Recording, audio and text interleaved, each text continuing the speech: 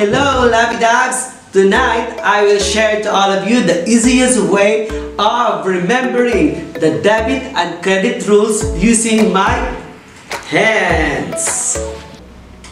But before anything else, disclaimer lang po muna tayo that I learned it from my CPA review program. So it's not my own concept, but natutunan ko lamang po ito sa aking teachers sa review center. Kaya i-share ko din po sa inyo.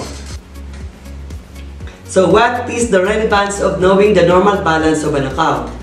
It is important because the increase and decreases of an account matters in their normal balance. Again po, kasi po, pag normal balance po siya, dapat natin tatandaan kasi ang normal balance po ng isang account is nagdi-determine kung ano yung i-add natin sa kanila at i-deduct natin sa kanila. Ang assets at saka liabilities, ang assets at saka expenses po pala, ang normal balance niya is dito po, debit. Pag may additional, debit. Pag may deduction naman in asset and expenses, i-credit po natin. Kabaliktaran po siya in the liabilities, equity, and revenue. Kasi po, ang revenue, equities, and liabilities, pag additional, i-credit po natin siya. Pag deduction naman po is atin siyang debit. Kaya dapat tandaan natin ang normal balance ng isang account.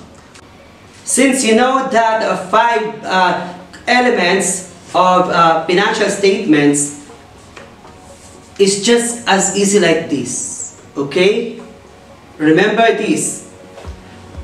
The fingers that's below, this is assets and expenses, represents the normal balance as debit. And liabilities, owner's equity or equity or stockholders, and revenue here above is credit. So tatandaan po natin, at dahil dyan, sana ay tatandaan nyo po ito, asset, liabilities, equity, revenue, and expenses. Normal balance po niya, ganito lang po, debit dito, credit dito sa taas. At sana ay may natutunan po kayo mga Lovey Dogs. Don't forget to like, share, and subscribe!